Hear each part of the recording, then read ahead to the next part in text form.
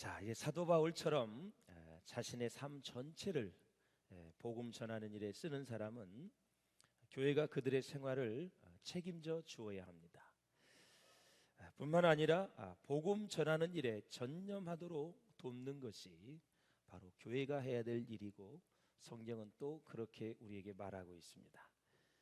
그러나 사도 바울은 고린도 교인들의 신앙이 너무 어려서 그들로부터 생활비를 받는 것이 옳지 않다고 생각을 해서 그는 스스로 자원하여 텐트, 장막을 만들어 스스로 생활비를 벌면서 복음을 전했습니다. 이 자기의 이 권리를 제한하고 교회를 위해서 그렇게 했건만 결과는 반응은 아주 싸늘했습니다. 그래서 바울이 오늘 주시는 말씀을 통해서 사랑하는 여러분, 그 자유 가운데 부자유, 자유를 제한하면서 교회를 유익되게 하고 또 교회를 살리는, 또 믿음이 연약한 자를 배려하는 바울의 마음이 우리의 마음이 될 수 있기를 주님의 이름으로 축원을 드립니다. 자, 바울은 두 권리를 주장하는데, 하나는 직분상의 권리를 얘기하고 있고, 두 번째는 교회에서 일하면서 받는 생활비 문제를 다루고 있습니다. 자, 먼저 바울은 자기 자신이 복음으로 자유를 얻었기 때문에 나는 자유인이다, 복음을 증거하기 위해서 하나님께로부터 보내심을 받았기 때문에 사도이다. 사도라는 뜻이 하나님으로부터 보내심을 받은 자라는 뜻 아닙니까? 그래서 이 고린도 교회는 바울이 고린도에 1년 6개월 동안 머물면서 세운 교회입니다. 그때 바울의 상황을 보면은 아주 심적으로, 영적으로 지쳐서 약해져 있을 때입니다. 그 배경을 제가 지난번에 말씀을 드렸습니다. 잘 아시는 바와 같이 우리 신앙생활을 하다 보면 믿음이 아주 높이 오를 때가 있어요. 그리고 내려올 때가 있습니다. 구원의 확신도 아주 높을 때가 있어요. 어느 때는 하나님이 살아계시지 않는 것 같아요. 하나님이 없으신 것 같아요. 근데 여전히 하나님은 살아계시고 지금도 역사하시고 우리를 도와주시고 우리의 삶에 간섭하시는 위대하신 하나님이십니다. 할렐루야. 자, 사도행전을 보면 바울이 아덴 선교에서 거의 실패하다시피 하는 모습을 볼 수 있어요. 아덴은 어디라 그랬죠? 그리스의 수도 아테네라 그랬어요. 어디를 가나 교회를 세우던 이 바울이 아덴에서는 교회를 세우지 못했습니다. 그런데 교회를 세우지 못하게 된 이유가 뭐예요? 어마어마한 핍박이 있다든가, 그리고 또 환란이 있다든가, 그런 게 아니었습니다. 고린도전서 2장에 보면 인간의 철학적 지혜를 의지했던 바울의 모습을 볼 수가 있어요. 바울은 그 실수를 뒤늦게 깨닫고 후회한 흔적을 볼 수 있는데요, 바울은 본래 철학을 전공한 사람입니다. 그래서 이 철학의 본거지인 아테네, 성경에서는 아덴이라 그러는데, 아덴에 가서 한번 멋들어지게 복음을 전해보고 싶었어요. 내가 철학의 전공자인데 철학의 도시에서 한번 복음을 전해보자, 그런 야심찬 생각을 가지고 있었던 것 같아요. 자, 아덴에 도착을 해서 사역을 시작하면서 자기도 의식하지 못한 사이에 순수한 복음적 방법으로 선교하지 않고 철학적 방법을 쓴 것입니다. 더 자세히 말씀을 드리면 인간적 지혜를 동원한 것이죠. 그 때문에 아덴에서는 교회를 세우지 못했습니다. 후에 이런 선교 전략을 사용한 것에 대한 후회를 하는 듯한 말씀이 있다고 말씀을 드렸는데, 이런 말씀이 있지요. 예수 그리스도와 그의 십자가에 못 박히신 것 외에는 나는 아무것도 알지 아니하기로 작정했다. 바로 이 말씀이 그 배경에서 나온 거예요. 철학을 동원해서, 인간적인 지혜를 동원해서 그렇게 했는데 열매가 없어요. 순수하게 예수님이 나를 위해서 십자가에 못 박혀 돌아가셨다. 나는 죄인이다. 모든 인류는 죄인이다. 복음을 들어야 산다는 확신을 가지고 순수하게 복음을 전하는 것이죠. 그 복음을 전해서 그들이 예수 믿고 하나님의 자녀가 되어지는데, 예수님 날 위해 죽으시고 3일 만에 부활하시고 승천하시고 다시 오실 것이다, 이 순수한 복음이 자기에게는 이제 절대적인 하나의 복음의 놀라운 전략으로 등장한 거죠. 그래서 잔꾀를 부리고 자기 방법을 사용하고, 그리고 철학적인 방법을 가지고 했지만 열매가 거의 없었습니다. 그래서 예수 그리스도와 그의 십자가에 못 박히신 것 외에는 나는 아무것도 알지 아니하기로 작정하였다. 자기가 배운 지식을 무시한 것이 아니라 그것을 가장 우선순위에 두고 복음을 전하고 사역을 하겠다라는 거죠. 먼저 바울은 자신이 이제 예수 그리스도의 사도임을 밝히고 있습니다. 참 바울은 징글징글 맞게 공격을 받았어요. 너 사도 아니다, 가짜다. 복음서나 보나 여러분 사도행전의 모든 바울 서신 다 보세요. 사도권의 공격을 제일 많이 받은 거예요. 원래 이제 사도가 되려면 예수님과 함께 3년을 거해야 되고, 예수님의 죽으심을 보아야 되고, 예수님의 부활하심을 목격을 해야 되고, 이런 몇 가지 조건이 있어요. 근데 바울은 전혀 그렇지 않았잖아요. 예. 그렇기 때문에 사도권의 공격을 그렇게 많이 받는 거예요. 예. 자, 1절을 한번 같이 보시겠습니다. 시작. 내가 자유인이 아니냐, 사도가 아니냐, 우리 주를 보지 못하였느냐, 주 안에서 행한 나의 일이 너희가 아니냐. 아멘. 내가 자유인이 아니냐 이거죠. 내가 여기서 자유인은 우상에게 바쳐졌다가 나온 고기를 자유롭게 먹을 수 있는 믿음이 강한 자를 얘기하는 거예요. 나도 고기 먹을 수 있는 믿음이 강한 자고 마음대로 할 수 있는 사람이다. 예? 그런 얘기를 하는 거예요. 자신이 사도인 증거로 또 주님을 보았다는 것을 강조합니다. 다메섹에서 주님을 만났어요. 부활의 주님을 만났어요. 네가 왜 나를 핍박하느냐 하면서 예수님이 직접 나타나셨어요. 부활의 주님을 보셨고 또 삼층천을 보았어요. 상상할 수 없는 하늘의 세계를 다 봤어요. 그것은 바로 자기가 너무 자고해질까 봐 말을 안 한다고 성경이 나오고 있어요. 얼마나 아름다운 천국인지 그걸 다 본 거예요. 그러면서 또 무슨 얘기를 하냐면 고린도 교회 자체가 내가 사도인 것을 증거한 것이다. 그게 무슨 얘기냐면 내가 고린도에서 복음을 전했다. 그들이 너희들이 예수를 믿고 영접하여 하나님의 자녀가 되었다. 모여서 고린도 교회가 지금 형성이 됐다. 이 교회 자체가 내가 사도라는 것을 증거하는 것이다. 예. 그래서 고린도시에는 원래 교회가 없었습니다. 그래서 바울이 말씀을 가르치고 교회를 세웠지요. 그래서 사도의임이 틀림이 없다고 신뢰를 하고 바울의 가르침을 받아들였어요. 그러므로 고린도 교회 자체가 바울이 사도임을 증명하는 것이다. 그 말씀이 주 안에서 행한 나의 일이 너희가 아니냐. 그것이 바로 그 얘기입니다. 다른 사람들에게는 내가 사도가 아닐지라도 그랬습니다. 그러면 사도가 아니라고 공격하는 사람이 누구냐? 다른 사람들입니다. 이 다른 사람들이 누구냐? 사도권을 의심하는 일부 유대교 출신의 신자를 가리키는 겁니다. 고린도 교회 내부에 있는 유대교 신자들이 물과 성령으로 거듭나지 못하고 예수를 만나지 못해서 사도 바울이 사도가 아니라고 공격을 하는 것입니다. 그리고 유대인들이 바울이 가는 곳마다 따라다니면서 바울 사도를 이제 사도로 볼 수 없다고 소문을 퍼뜨리는 것입니다. 예루살렘 교회는 누가 세운 교회예요? 바울이 세운 교회가 아니에요. 바로 유대계 신자 베드로서부터 그런 사람들이 세웠어요. 그러니까 예루살렘 교회는 바울이 세운 교회가 아니다. 바울이 사역하는 모습이나 생활하는 모습을 절대 우리는 보지 못했기 때문에 바울은 절대 사도가 아니다라고 공격을 하는 거예요. 그래서 바울이 자신이 사도임을 말하고 사도권이 자신에게 주어져 있지만 자신이 행사하지 않았던 몇 가지를 본문은 얘기하고 있는 거예요. 첫째, 먹고 마실 수 있는 권리가 자기도 있다 이거예요. 4절을 봅니다. 시작. 우리가 먹고 마실 권리가 없겠느냐. 예. 바울은 고린도에 간 초기에 스스로 텐트를 만들고 장막을 만들어서 자비량하고 전도한 것이 사실입니다. 스스로 벌어가면서 생활을 하고 전도를 했습니다. 어떻게 생각하면 얼마나 겸손하고 소박하지 않습니까, 여러분? 그러나 이렇게 되는 동안에 바울은 사도권을 잃어버렸습니다. 사도된 권세를 잃어버렸어요. 그 영향으로 후에 고린도 교회에 문제가 많이 일어납니다. 자, 고린도 교회가 부흥하고 은혜가 충만할 때는 아무 문제도 없었는데 고린도 교회가 분쟁하고 되니까 이때는 사람들이 장점을 보지 못하고 단점만 보게 되며 공격을 하는 것입니다.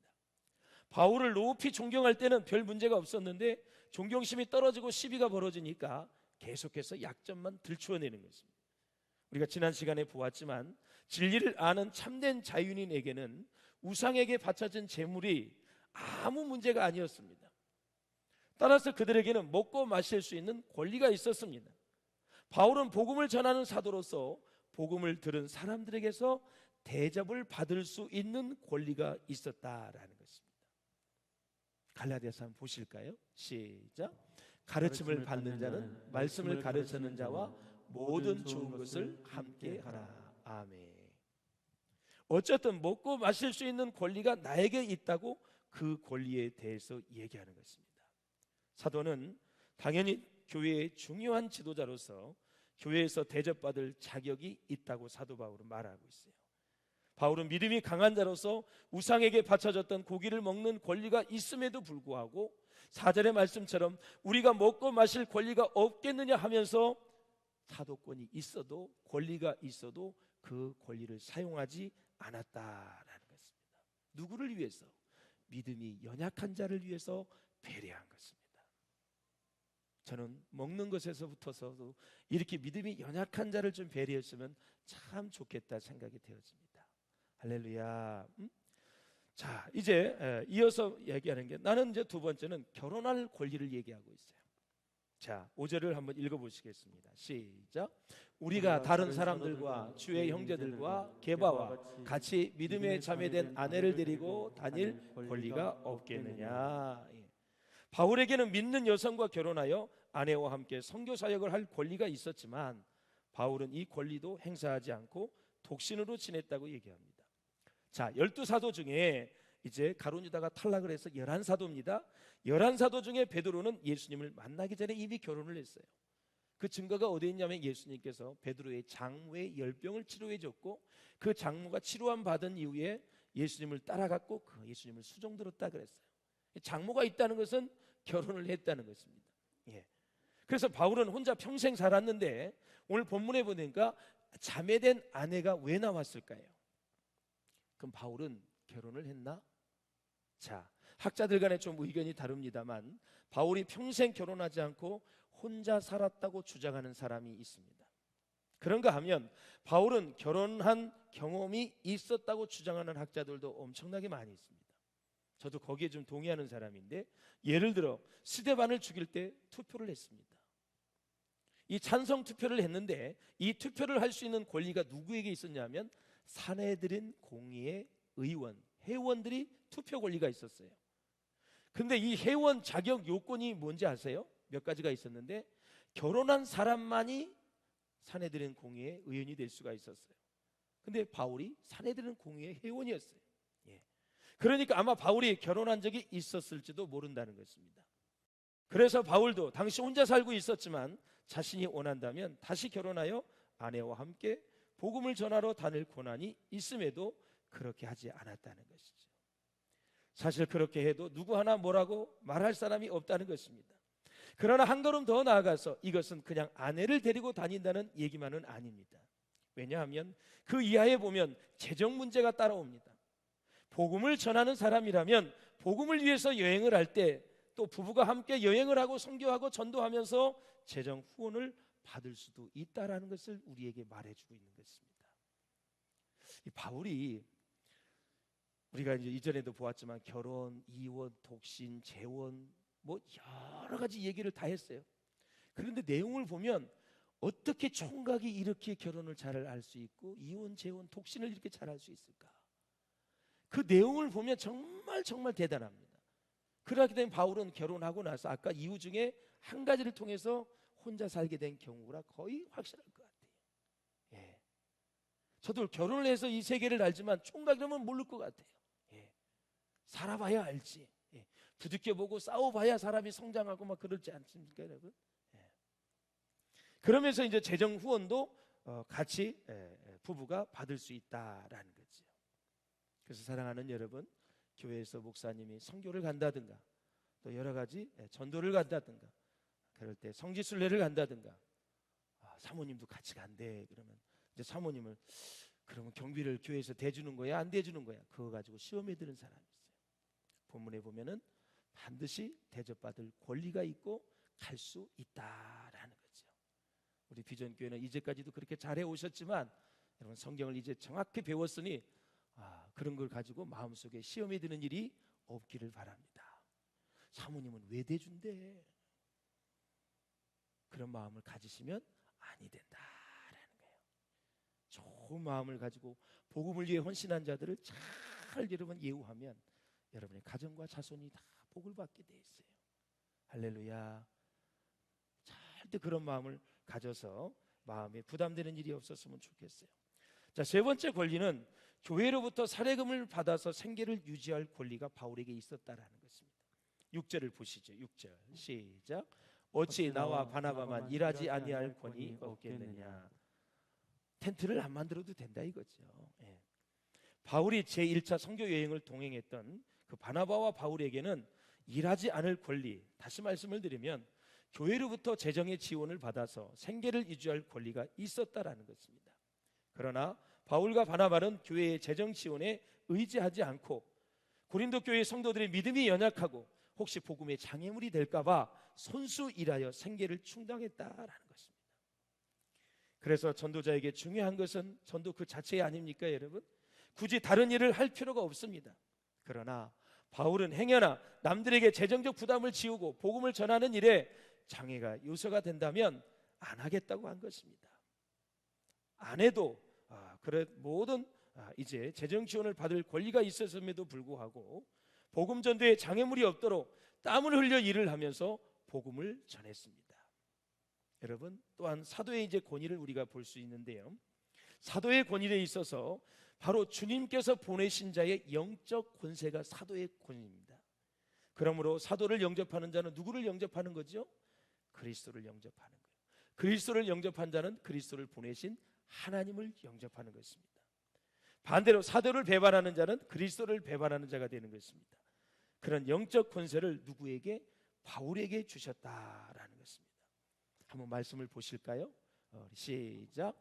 너희가 땅에서 매면 하늘에서도 매일 것이고 너희가 땅에서 풀면 하늘에서도 풀리리라.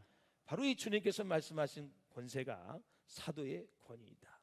사도가 복을 빌면 복을 받고 그가 저주하면 저주를 받을 것이다. 이것이 사도권입니다. 아브라함에게 하나님 뭐라 그랬습니까? 네가 이 세상 어디를 다니든지 너를 축복하는 자에게 내가 축복할 것이고 너를 저주하는 자에게 내가 저주할 것이다. 하나님이 굳건하게 붙잡아 주시겠다는 놀라운 축복 아닙니까?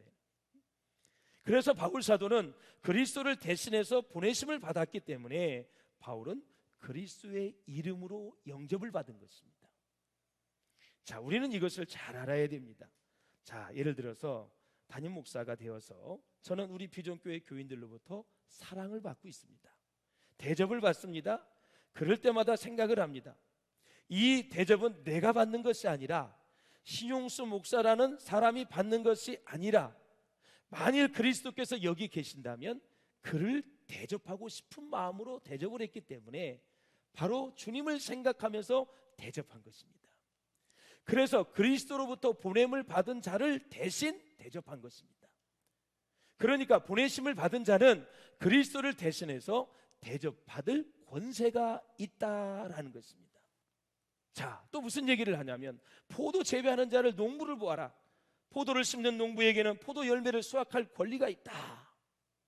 목축업장을 봐라. 누가 양떼를 기르고 그 양떼에 젖을 먹지 않겠느냐. 바울은 이러한 인간적인 상식적인 것만 있는 것이 아니라 봐라, 성경에도 있다 논증을 합니다. 9절 봅니다. 9절 시작. 모세율법에 곡식을 밟았더는 소에게 망을 씌우지 말라. 기록하였으니 하나님께서 어찌 소들을 위하여 염려하심이냐. 열심히 일하는 소에게 망을 씌우지 말라는 거죠. 배고프면 먹어야 된다는 거죠. 근데 그게 소들을 위해서 하는 말씀이냐? 아니라 이거죠. 사람에게 한 말씀이죠. 구약의 레위인들을 보십시오. 성전에서 일하는 사람들입니다. 제사를 다 드리고 난 다음에 고기나 곡물들을 가지고 생활하는 사람들입니다. 고기 부위도 다 달라요. 대제사장은 넓적다리부터 먹고 대제사장, 그 다음에 레위인, 뜰에서 일하는 사람 다 달라요. 먹는 부위가 다 제일 좋은 부위를 누가? 대제사장이 먹어요. 하나님이 권위를 주셨고 권위를 주신 대신에 대제사장은 책임이 무지하게 강해요. 그래서 엘리 제사장도 그 권리를 다 누렸지만 나중에 타락을 하니까 하나님께서 어마어마하게 무섭게 징벌을 했어요. 그렇다면 제사를 드릴 때 이 제물이 어디에서 난 것일까요? 바로 이스라엘의 11지파가 드린 것입니다. 이 11지파는 오직 주님의 나라를 위해서 하나님을 위해서 일하기로 헌신하는 레위인들의 생활비를 책임져야 됩니다. 자, 소의 입에 망을 씌우는 소 주인처럼 냉혹한 마음으로 인색하게 레위인들을 대해서는 안 된다는 것입니다. 복음으로 살라는 말은 복음을 전한 이후에 전도받고 하나님의 백성이 된 성도들이 그 주는 경제적인 도움을 받아서 살라라는 것입니다. 누가복음 보실까요? 시작. 그 집에 유하며 주는 것을 먹고 마시라. 일꾼이 그 삭슬 받는 것이 마땅하니라. 이 집에서 저 집으로 옮기지 말라 그랬습니다. 가끔 어떤 분은 목회자가 생활비를 받지 않고 목회하는 분을 아주 진정한 목회자라고 하지만 이것은 정말 긴급한 비상시에 당분간 취할 수 있는 방법이지 일반적인 방법은 아닙니다. 원칙은 교회에서 담임 목사나 목회자를 생활비를 책임을 져야 된다는 것입니다. 또 어떤 교회는 선교가 우선이라고 하면서 목사님 생활비를 충분히 드리지 못하면서 선교비에 많은 지출을 하는 이런 모습이 있는데 이것도 잘못된 것입니다. 먼저 목사님이 충분히 생활하시게끔 해드리고 선교사를 돕는 것입니다. 쉽게 예를 들어볼까요? 부모님이 있습니다. 부모님은 내가 날 낳아주신 부모님은 잘 섬기지 않고 양로원에 가서 열심히 양로원에 계신 분들을 섬겨봐요. 이웃 사람들이 아이고 지 부모나 지 애비나 잘 섬기지 저 뭐하는 짓이야? 그렇지 않겠습니까 여러분? 모든 건 우선순위가 있는 것입니다. 교회가 선교한다고 아주 그냥 모든 목회자들을 그렇게 해버리고 선교하면 그게 하나님 나라에 받지 않는다. 그래서 사랑하는 여러분, 목회자와 평신도를 한번 같이 보도록 하겠습니다. 이 목회자는 생업으로부터 사역하라고 부름받은 사람입니다. 다시 말씀을 드려서 세상의 직장을 가지 않고 전적으로 여기에 헌신한 사람들이고, 평신도는 생업에서 부름을 받은 사람입니다. 프롬과 앳을 여러분 구분할 수 있겠지요? 그러하기 때문에 전적으로 하나님의 사역을 헌신한 자이기 때문에 또 목회를 할 때 우리 이런 재직사면회 때 제가 많이 합니다만 이런 것들을 돈 문제를 가지고 교회에서는 시끄러우면 안 됩니다. 목회자는 투명해야 되고 성도들은 최선을 다해서 섬기는 그 마음만 있으면 교회는 건강할 수밖에 없어요. 자, 그래서 오늘 본문에도 보면 우리가 너희에게 신령한 것을 뿌렸은즉 너희의 육적인 것을 거두기로 과하다 하겠느냐. 이게 무슨 얘기냐면 신령한 것은 이런 것을 말하는 거예요. 한없이 고귀하고 영원한 하나님의 나라에 관한 모든 것을 통칭하는 말인데 쉽게 얘기하면 복음과 말씀을 얘기하는 거예요. 내가 그 말씀을 신령한 것을 뿌렸다. 그러니까 너희의 육적인 것, 그것을 일부는 생활비라고 얘기합니다. 계속 생활비를 얘기하고 있으니까 세상에 속한 것으로 미미하고 보잘것없는 것이 바로 육신의 것입니다. 그러니까 이 세상에서 가장 고귀한 하나님의 말씀을 가지고 구원을 얻었단 말이죠. 그거를 얻은 성도들이 목사님 영적 지도자 생활비를 가지고 계속해서 알고하는 것은 바람직하지 못하다. 쉽게 얘기하면 물질이 중요합니까? 복음이 중요합니까? 비교할 수가 없지요. 하나님의 종으로부터 말씀을 듣고 구원을 받고 성숙해 가면서 신바람 안 나는 신앙생활을 하면서 복을 받았어요. 죄사함 받고 구원받아 천국 가게 되었어요. 그런데 돈 몇 푼 받았다고 그것을 가지고 시비하면 아니 된다라는 사실이에요. 요지는 이겁니다. 하나님이 일을 시켜서 일하는 사람들은 먹고 마시고 혜택을 누릴 권리가 있습니다. 바울이 그랬습니다. 바울에게는 자유가 있었습니다. 그러나 바울은 하나님의 사랑을 담은 지식으로 목회의 장애물이 되지 않기 위해서 그 자유를 제한했습니다. 부자 자유 속에 부자유한 모습, 본을 우리에게 보여준 것입니다. 바울은 이 모든 권리를 쓰지 않고 참는다고 말한 것이에요. 마지막으로 참는다는 단어를 보면 헬라어로 스테고라는 단어예요. 이 단어는 지붕을 덮다라는 뜻이 있어요. 모든 것을 감수하고 감내하고 묵묵히 견딘다라는 뜻이에요. 이러한 이생에 대해 고통과 아쉬움이 없고 그리고 섭섭함이 없다고 얘기하는 것입니다. 나는 자유인이지만 실제로 살아가는 모습은 무보수로 주인을 위해 모든 것을 바치는 노예의 모습처럼 그렇게 나는 목회를 하고 있다. 바울의 그 말입니다. 권리 있는 자유인이지만 권리 없는 노예의 생활 방식을 택했다, 그런 얘기를 하는 거예요. 그러므로 사랑하는 여러분, 우리는 여기서 왕이요 메시아로 오신 우리 예수님을 생각하고 또 그 예수님을 닮아서 바울의 그 헌신된 모습, 자기의 자유를 제한하면서까지 교회를 섬기고 믿음이 연약한 자를 배려하는 그 모습을 우리가 볼 수 있습니다. 결론을 말씀을 드리겠습니다. 자유 속의 부자유, 이게 무슨 뜻입니까? 시작. 사랑을 담은 하나님의 지식으로 남을 배려하는 마음입니다. 할렐루야. 계속해서 지식도 사랑을 담아야 된다 그랬어요. 하나님의 지식은 말씀을 얘기하는 거예요. 사랑을 닮은 지식을 가지고 말씀을 가지고 남을 배려하는 마음, 믿음이 연약한 자를 배려하는 마음, 믿음이 약한 자를 배려해서 다 신앙생활 잘하게끔 하는 그 자유를 바울이 지금 말하고 있는 것입니다. 우리 비전교회 성도들이 그러한 성숙함을 가지고 하나님을 섬기는 우리 공동체가 될 수 있기를 주의 이름으로 축원합니다.